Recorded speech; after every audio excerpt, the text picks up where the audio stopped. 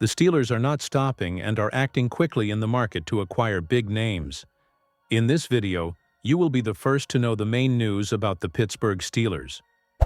Welcome to the Steelers Report, your daily news channel about the Steelers' biggest franchise.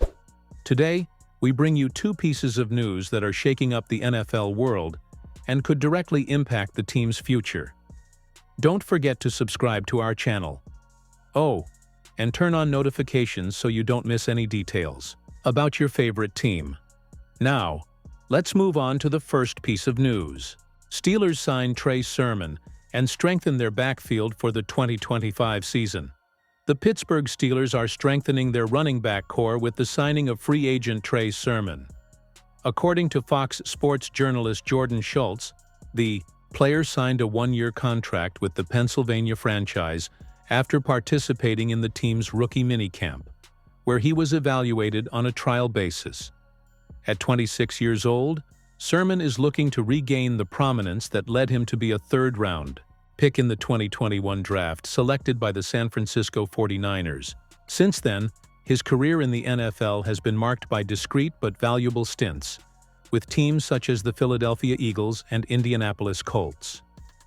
In Indianapolis, where he played the last two seasons, Surman had his best sequence of games as a direct backup to Jonathan Taylor. He totaled 110 carries for 431 yards and 2 touchdowns, showing versatility and efficiency at specific moments. In 2024, he played 245 offensive snaps, the most of his career, reinforcing his value as a reliable support player. Now he arrives in Pittsburgh to compete for space in a competitive backfield. Alongside the explosive Jaylen Warren, newcomer Kenneth Gainwell, and rookie Caleb Johnson, Surman offers a combination of experience, physicality, and determination, traits valued by the Steelers' coaching staff.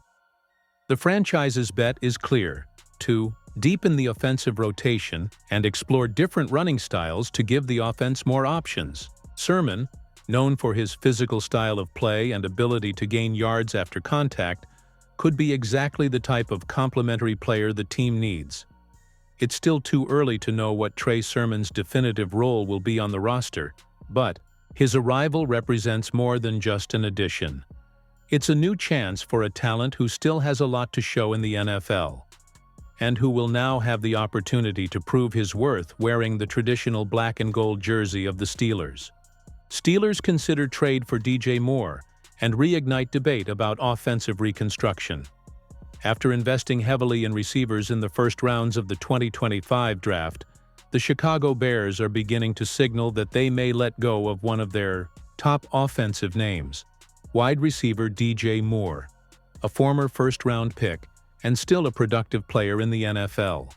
And one of the possible destinations for Moore could be the Pittsburgh Steelers, who currently face uncertainty at both their quarterback position and their receiving core. The Bears selected Colston Loveland, TE, in the first round and Luther Burden, WR, in the second, just 1 year after choosing Rome Odunze with the 9th overall pick in 2024. With so much recent investment in young and talented pass catchers, the Chicago franchise seems willing to let go of Moore, who at 28 years old still has a high market value. On the other side, the Steelers emerge as a team that could immediately benefit from Moore's arrival. The recent trade of George Pickens to the Dallas Cowboys has weakened Pittsburgh's receiving core. Currently, the only bright spot among the wide receivers is DK Metcalf, who alone cannot sustain the aerial attack, especially with an uncertain scenario at the quarterback position. Reporter Myers analyzed the scenario and was blunt. As the Steelers stand, they have no set quarterback and only one standout wide receiver in DK Metcalf. If Pittsburgh can't sign Aaron Rodgers and has to rely on rookie Will Howard, it won't be great for his development to have only Metcalf to throw to. In this context, DJ Moore appears to be a natural fit. With the ability to play in multiple areas of the field, experience, and still in his prime physical form, he would be a solid addition to the Steelers' offensive system. According to Myers, Moore makes much more sense in the Steelers' scheme than the old Pickens and Metcalf duo, whose playing styles didn't complement each other. Despite a slight drop-off in 2024, Moore remains a reliable and efficient receiver. In 2023, he racked up 96 receptions for 1,264 yards and 8 touchdowns. The following year, he finished the season with 98 receptions for 906 yards and 6 touchdowns. Still impressive numbers for any WR1 in the league. For the Steelers, Moore's arrival would represent a significant upgrade in the level of the passing game, especially considering that the current competition for the WR2 spot is between 33-year-old Robert Woods and Calvin Austin, who in 2024 totaled 548 yards on 36 receptions. Woods, meanwhile, had just 203 yards on 20 receptions. From the Bears' perspective, the trade makes strategic sense. Rome Odunze and Luther Burden should assume prominent roles in the offense, while Loveland could become the slot safety.